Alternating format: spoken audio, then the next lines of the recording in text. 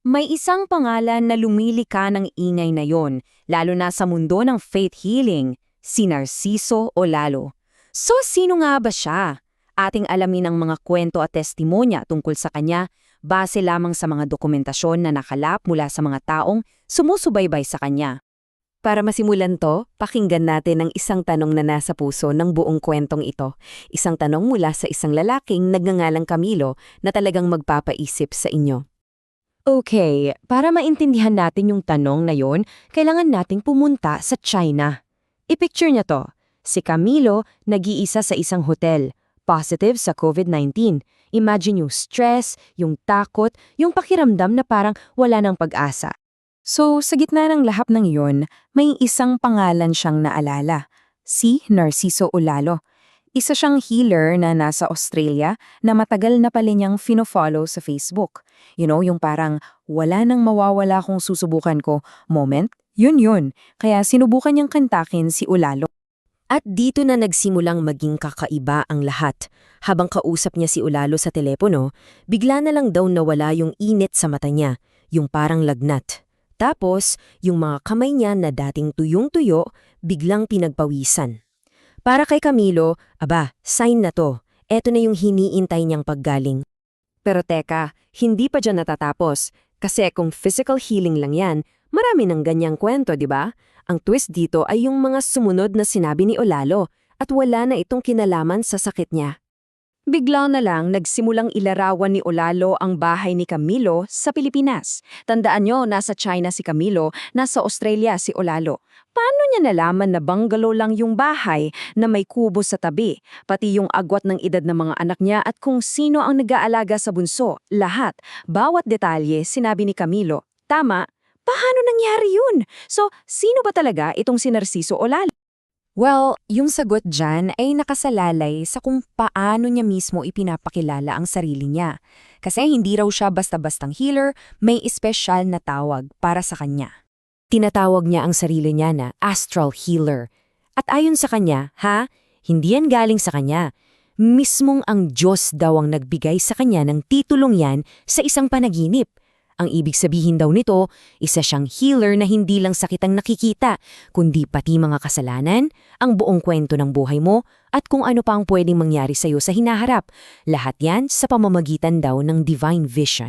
So para mas malinaw, ano ba pinagkaiba ng isang astral healer sa sabihin na nating isang ordinaryong manggagamot o manghuhula? Ayon sa mga paliwanag, ang isang manghuhula sasabihin niya kung anong mangyayari. Pero ang isang astral healer, nakikita niya yung pwedeng mangyari. Pero, at itay mahalaga, pwede rin itong maiwasan sa pamamagitan ng pananampalataya. Okay, ang galing ng konsepto, no? Pero paano? Paano yung proseso? How does it actually work ayon sa kanila? Okay, so may tatlong parte raw yung proseso niya. Una, yung boses. May mensahe daw siyang natanggap na sa boses pa lang niya, gagaling na yung tao. Basta't naniniwala. Pangalawa, yung pangitahin. Sa panaginip daw niya, pinapakita sa kanya ang mga senaryo, yung buong buhay at kasalanan ng isang tao.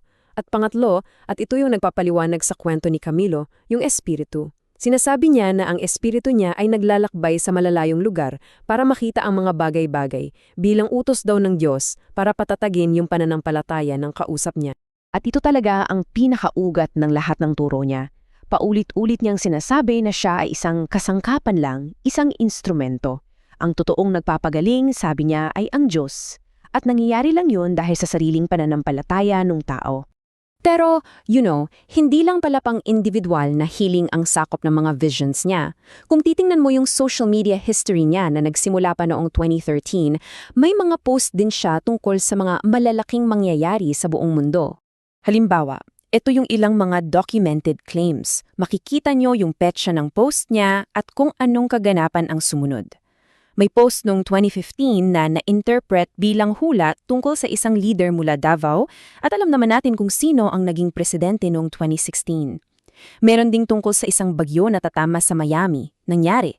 Pati isang lindol na sisirain sa mga simbahan sa Nepal, nangyari rin daw.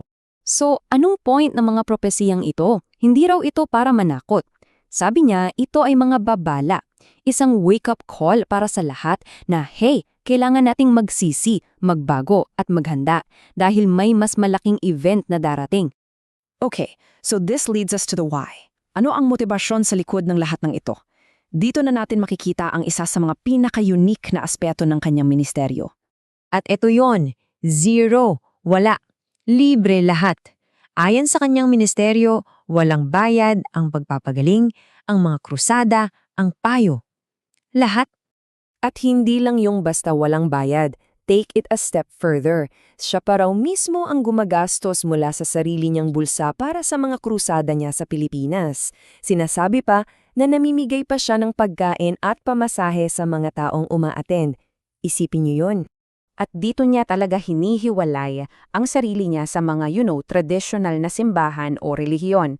Kasi ang sinasabi niya, habang yung iba ay nangongolekta ng tithes at donations, siya, libre ang lahat. Malinaw yung sinasabi niya, ang kaligtasan ay nasa gawa, hindi sa pagiging miyembro ng isang simbahan na sa tingin niya ay ginagawang negosyo ang pananampalataya. So yun talaga yung pinumpunto niya, no? Na ang kaligtasan ay wala sa apat na sulok ng simbahan, wala sa pangalan ng relihiyon mo. Ito ay nasa gawa mo, nasa personal mong relasyon, at pananampalataya. So, ang kwento ni Narciso Olalo, based sa mga dokumento at testimonya na ito, ay nagiiwan sa atin ng isang malaking tanong. Hindi lang tungkol sa kanya, kundi tungkol sa atin. Pinapakita nito kung paano nagbabago ang itsura ng pananampalataya sa panahon ngayon. At iniiwan tayo sa tanong na ito. Ano nga ba ang nangyayari kapag ang pananampalataya ay humiwalay na sa institusyon?